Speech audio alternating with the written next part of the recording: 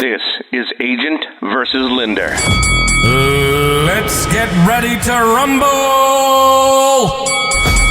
Let the fight begin. If you're a top real estate agent, broker, lender, or coach, this is your podcast. This is Agent versus Lender. If it's about real estate or the lending industry, it's fair game. This is Agent versus Lender. And now the hosts, Ron Pippin and Taylor Archibald. All right, welcome to Agent versus Lender. This is a podcast where we just get together with agents, lenders, try and figure out how we can work better together so that during the transaction, it doesn't turn into a all-out war. So today we have Mary. Ron, I'll let you introduce Mary a little bit. So Mary Carroll is a top agent in Florida. She's also a coach in our mastermind group, coaching group. And I'll tell you, when I met Mary, she probably doesn't know this, but the first time I met Mary, I knew she was a top agent. And so it's a little intimidating to try and talk to people that you know that are top in their field.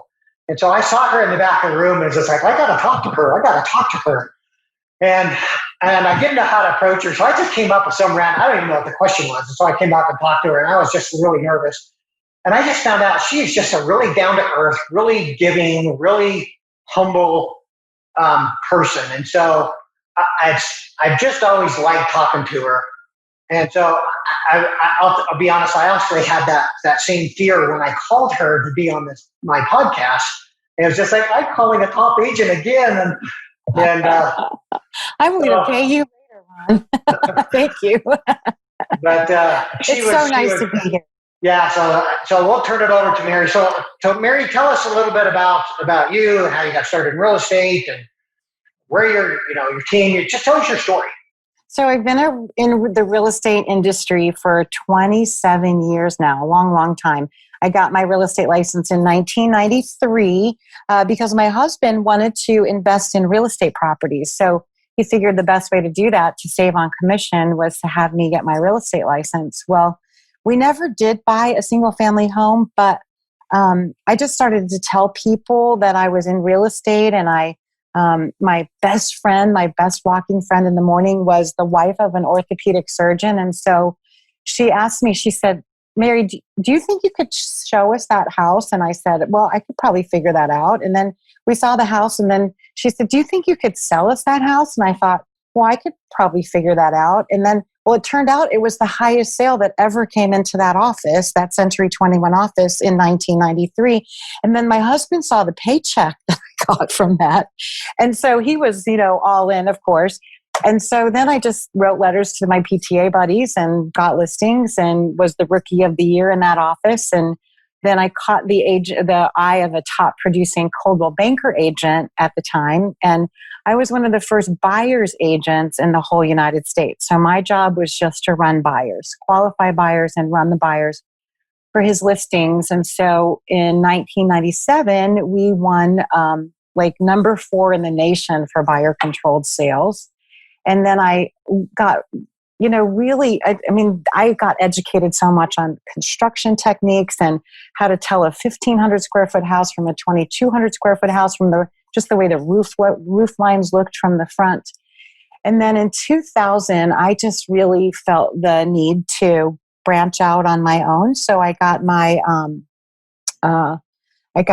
broker's license, and I kind of fell in line with a top producing agent. She owned her own office, and I went to work with her. And then I learned all of the waterfront kind of ins and outs, where the deep water was. We live on the bay here, or the Gulf of Mexico, and it's not a matter of if you hit ground in a boat, it's when you hit ground. So knowing water depth and when you can keep a boat in the back of your house, and flood code restrictions and building requirements. So my whole entire career, it's like I just found opportunities to learn more and to hone my craft.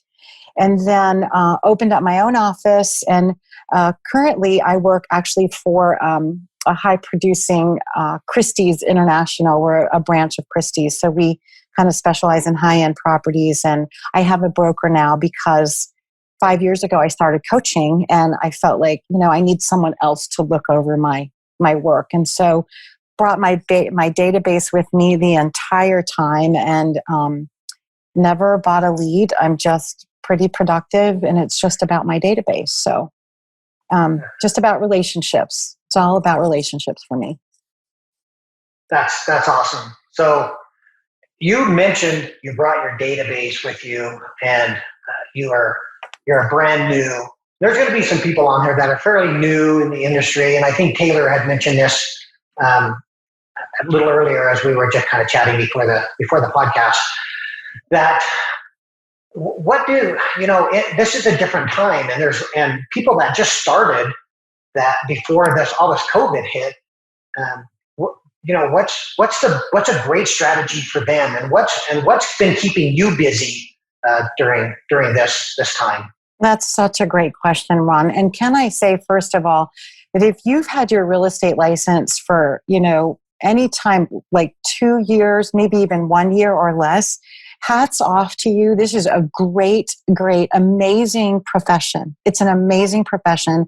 And what we're going through with COVID is for a time. That's all. It's for a time.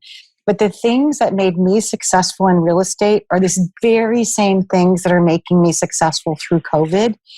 And even, if you're a brand new agent or you've been in the business for 27 years like I am, it's all about relationships right now. And so Ron and I were just talking right beforehand, and if I were a brand new agent right now in the business, I would pick up my cell phone and I would call every single person in that cell phone and ask them how they're doing. How did they do through COVID? How are their kids doing? What's going on with them? Be so excited because you have your real estate license now. Have they thought about, oh my gosh, now we're all going to be at home for a long time. We've decided we're never going to go back to the office. Do you need a bigger home? I would love to help you find a new home. Did you find out that you don't want to live in a condo anymore because you don't want to do that public thing called the elevator anymore? Do you want a single family home, right? So there's all different questions that you can ask, and we can actually come up with a list of them, Ron, if you want to, if anybody wants them for another time. But it's all about the relationships and speaking to the challenges that people are having right now. And I would also, if I were a new agent, I would get super serious about previewing property. So pick, some price ranges. If you want to specialize between $200,000 and $500,000, by gosh, you get to know your market. You preview at least 10 houses a day, and you get to know your market. You got to be the amazing expert. Hone your craft. Take this time to hone your craft. That reminds me a little bit as a loan officer, we also have to hone our craft. We have to decide. It's not that we have to bitch, but we have to learn our guidelines. We have to know conventional. We have to know VA. We have to exactly. They're all different, but we have to still take time to learn those guidelines. Or when those questions come up, we don't know how to close that loan for you. So it's kind of the same thing for their agent, except for instead of learning the loan guidelines, you're learning your market and what's available. Exactly. And I leave the loan guidelines and the pre-qualifications to my lender here in Florida. So I've used the same woman for 11 years, right? And Ron, I know that if I were in your market, I would be using you all the time. Because here's the thing. I know that the name is agent versus lender, but my lender is my best asset. So she doesn't let me get in the car with anybody that's not pre-approved. I don't show property to anybody that hasn't spoken to her first. And I would totally recommend that, if you, Ron, the people that work with you, I would definitely not during COVID either. Don't even show property to somebody who hasn't spoken to Ron yet already, because we don't want to waste your time. We don't want to put you in that situation. And certainly, you want to make sure that you're showing property to qualified people that are definitely motivated to buy and not just looky-loos right now. So use your time wisely. But I'll tell you, if you always know the 10 best deals on the market on any given day, it is so easy to sell real estate. I'm telling you, it is so easy because you just start talking about real estate to the people in the grocery line or your buddies or at the gym now that gyms are opening back up, or when you're, having a cocktail or out to dinner and the waitress or the owner of the restaurant or whoever it is, everybody loves to talk about real estate. And to be able to say, oh my gosh, I just saw the most amazing house today. Holy cow, I can't believe I'm bumping into you right now. Do you want me to show it to you tomorrow? Because it's amazing.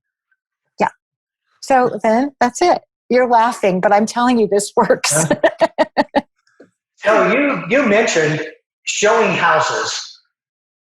We're in a different market right now. Yes, we are. People don't want to show houses. So how are you showing those homes? So my children are very, very protective of me, as is my husband. And so I've got, the mask and the hand sanitizer and the wipes in the car. When I do meet people, which is very rare now, most of my showings are virtual.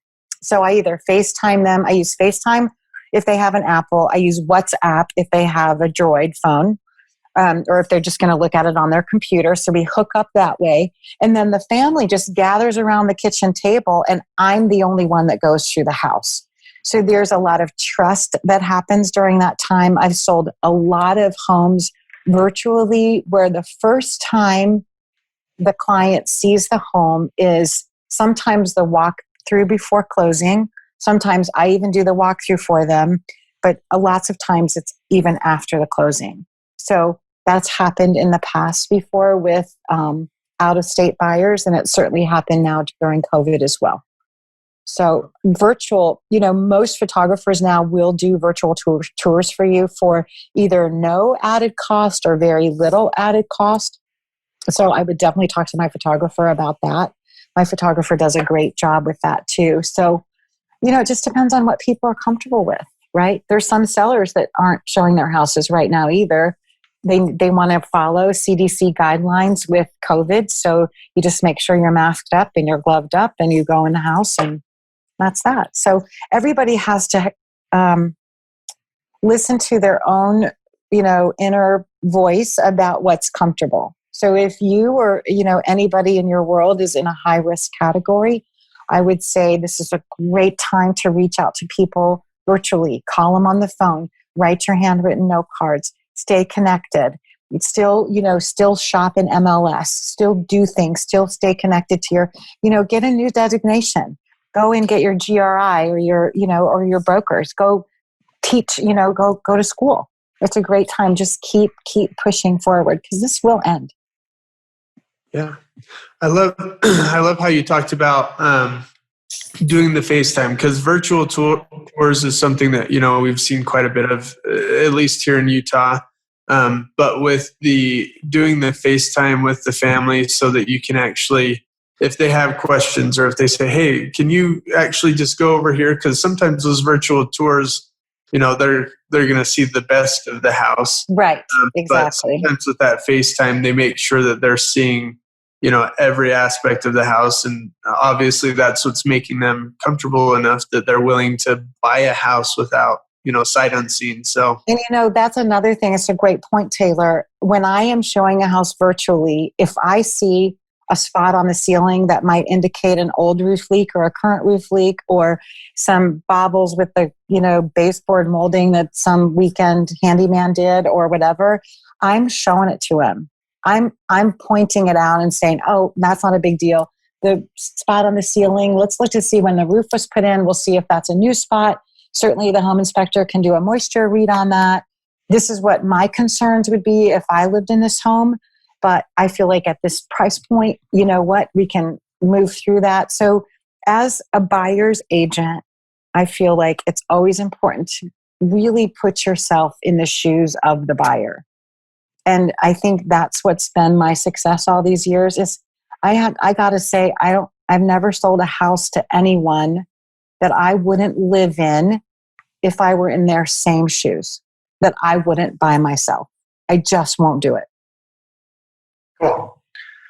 So what you're saying is for agents that have been in the business for a while, it sounds like that you're still reaching out to the past database is still the best thing to do. Yes, I've been having the best time with my past client database. So much fun. Some of it's generational now, right? I sold a house when they first got married, and then now, their kids are getting married. I mean, it's just crazy what's going on. But it's what have you been doing during COVID? What's new on Netflix? What have you been watching on Netflix? What have you been streaming live? If they have small children, what have you been doing for fun? So I had one couple that they did the scavenger hunt inside, which was so fun. There's stuff, in neighborhoods now where it's kind of hide and seek. So hide this teddy bear, or the Easter egg during Easter time was super fun. But I spread ideas from one of my past clients to the next. So if I'm on the phone and I know that these people have toddlers and these people had such a great time with a blow-up pool in the backyard and shaving cream, whatever it was, then I spread it to the next one, right? So it's just fun. I'm just having the best time. I've been having a great time. That's awesome. So if there was one strategy out of everything that they could do, what is that one strategy that you would be using right now? Talk to the people in your world, your past clients, and your sphere of influence if you're brand new. If you're brand new in the business, your sphere of influence is your way to get in here. It's the way in. So especially if they see you, my training is new. This is a great script. My training is new. It's fresh. I am so excited. Oh my gosh, I saw the best couple of houses today. You know what? Do you want to come see them with me? Or do you want me to go take a look at them again and you can sit at your kitchen table and I'll go through them again? So know your craft, get excited about stuff, and talk to people. Just talk to people. I try to write 5 handwritten note cards every day to touch base with my past clients. So that's been going really well. And I get responses and texts back and pictures and so much fun stuff. It's like everybody's connected. It's so much fun. So obviously, doing a good job during the process is one big thing that's going to help you keep some of those past clients. And so when they're looking again, they're going to think Mary. Exactly. What are some other things that you do after you close? What's some of that follow-up look like to make sure that you're not losing some of those past clients? So I use our marketing to our past client strategy that we use in the coaching club that you guys belong to. So basically, I send them what looks like a handwritten note card every single month. I call 2 letters of my alphabet every single week. I've been doing more calling during COVID just because my pipeline started to thin out as well. So I had a little bit more time. I have my assistant that's on the phone that also calls people. And then I also have them on it's a campaign that I pay for. It's called Vantage or Tabrasa, I think. But it just sends out an email that comes from a place of contribution. This is a great way to spring clean your house, or this is something to think about during this time, or fun things to do at home, or how to run a Zoom meeting with a cocktail hour with your family, whatever. So yeah, just keeping in touch with my past clients, and it's served me really, really well. So what's that called again? What is it that you use? So the email format, it used to be called Vantage Productions, and it actually caters to LOs, but they've got a whole real estate agent package too. So it's Tabrasa, Tabrasa is the new name for it. And you just upload all your emails, and I think it's $700 a year. It's like free. And they come up with all the content. And so anytime we get a new email address from a lead or from a friend or from whatever, we just add it to that list. And oh my gosh, that's just so great too, because I get responses from that. So it's just about the people and staying connected and relationships. That's my superpower, I think. That's awesome. Thank you. And I think that that's also another important thing. So maybe for some of those agents who are just now getting into it, or loan officers that are just getting into the business, it's definitely a business that you can kind of set your own hourly rate. So you can make a lot each hour, or you can really make almost nothing per hour. That's so true. And based Taylor, on those activities. Exactly. And to your point, you can build it as much as you want. But here's the thing, when you build it, when your business model is built on relationship, I mean, I don't ask the jerks for referrals. I ask the nice people. So what's happened over 27 years is I have fun, great days in this business. I rarely take on a brand new client that didn't come from a referral or a past client. Rarely. Because I don't need to. So I just have all these nice people referring nice people, and they're all real qualified. So my average price range is kind of high, and it's just a good thing. So you can actually fine tune and dial in whatever you want to do. If you want to sell double wides in a floodplain, there's that market. But if you want to specialize in, well, you don't have waterfront there. I guess you have lakes and stuff, but so it's like, what do you want to be when you grow out? Figure out your vision of where you want to be a year from now, the steps that it takes to get there, and what each of those steps entail. Get some deadlines attached to them and get her done. Just be proactive. Yeah. Yep.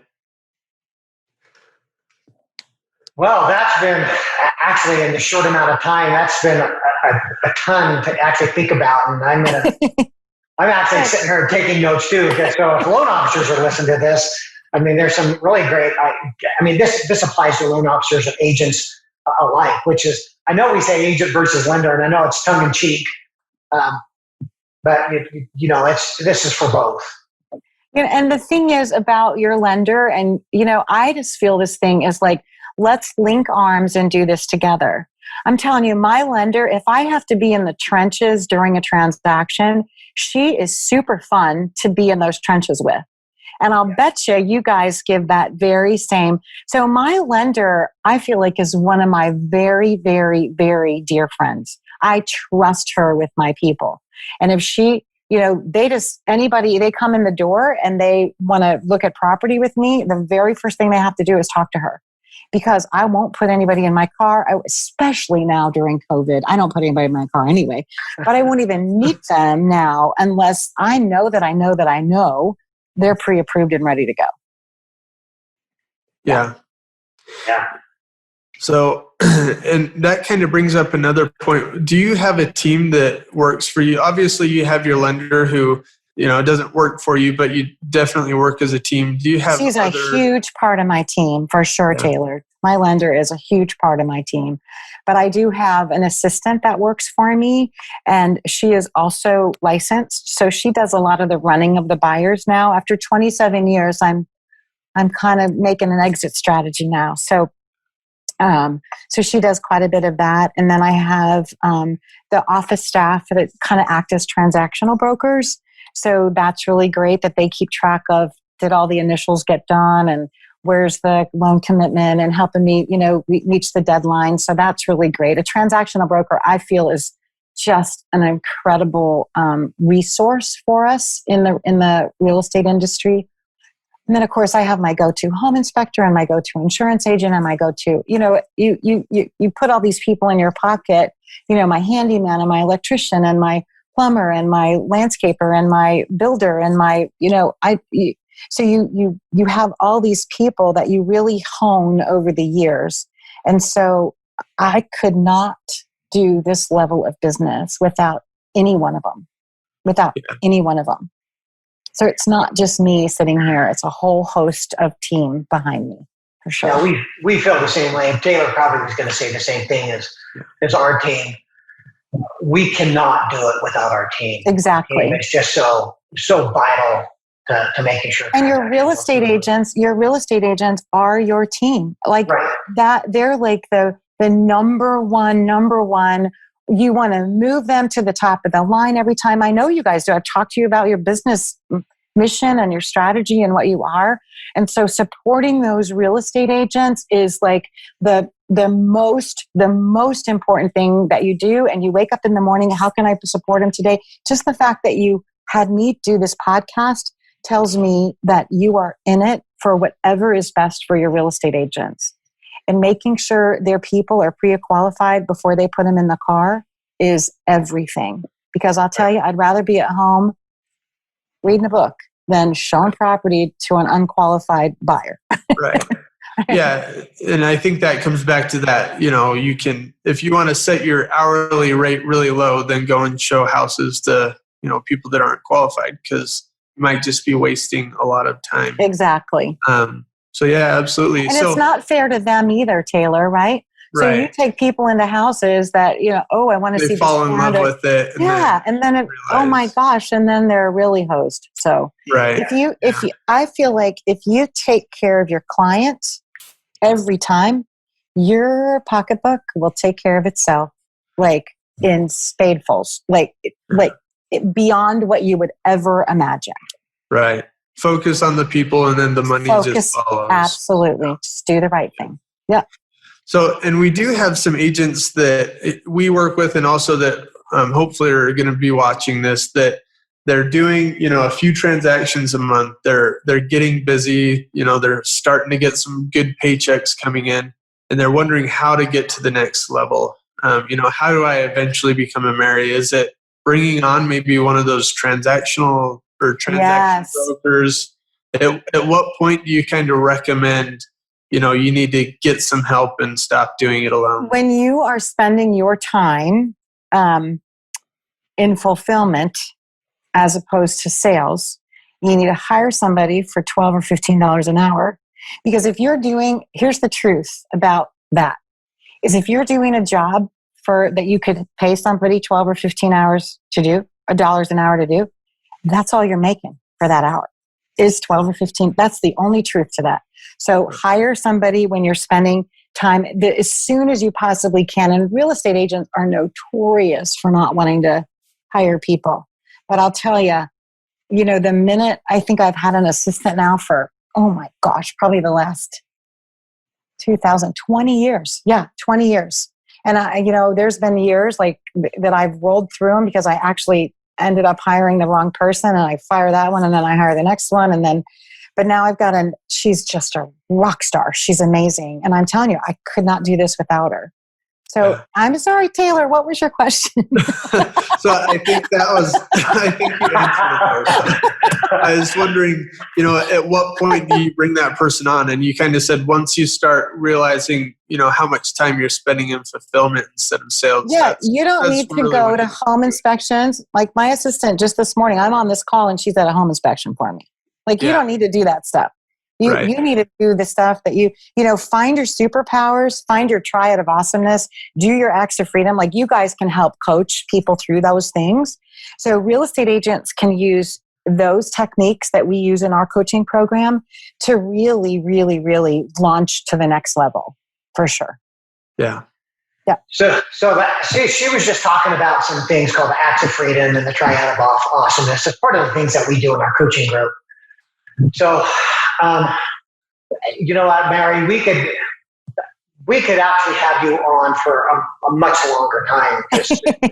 There's so much more that she. But here's the thing: every single thing that I've talked about, Ron, So if any of these agents that are on board that are curious about some of these techniques, our marketing to our past client database, our acts of freedom, any of those, the triad of awesomeness, you guys are well-versed. You can teach this, hold them accountable as well as I can. So I would definitely reach out to you if I was in that market to help me through to try to figure out, look at where I am, look at where I want to be a year from now. What are the steps to get there? And find an accountability partner. And Ron and Taylor can help you guys through that stuff. For sure. Awesome. Yeah. Because this. You pay a ton of money to learn this stuff. Right? Yeah, we do. So you guys know this stuff.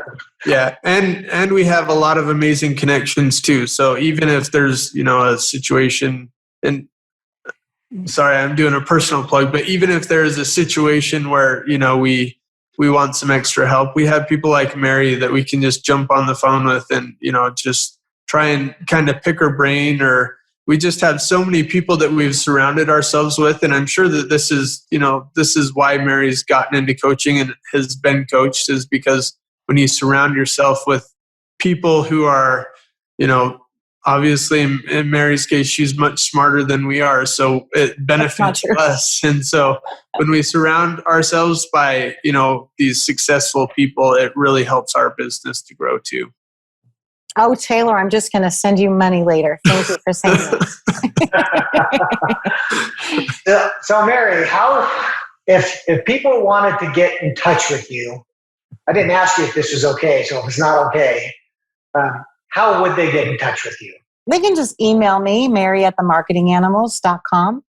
And I'll put a link in there. Yeah. So the Marketing Animals is our coaching group, and it's amazing. She does a great job. If you have some questions for her, please reach out to her because she's one that doesn't just talk the talk; she walks the walk. And I really would love for them to reach out to you first, Ron, because I would like for you to know, to be in this loop here, so that if I am on a call with a real estate agent that came from this podcast, then you're in it too, so you can keep them accountable to what's happening, and then help them grow their business and make sure that their people, that their buyers, the people that they meet, are pre-approved and pre-qualified, and turn them over to your team so you can keep that buyer on the hook for them, so they don't lose them.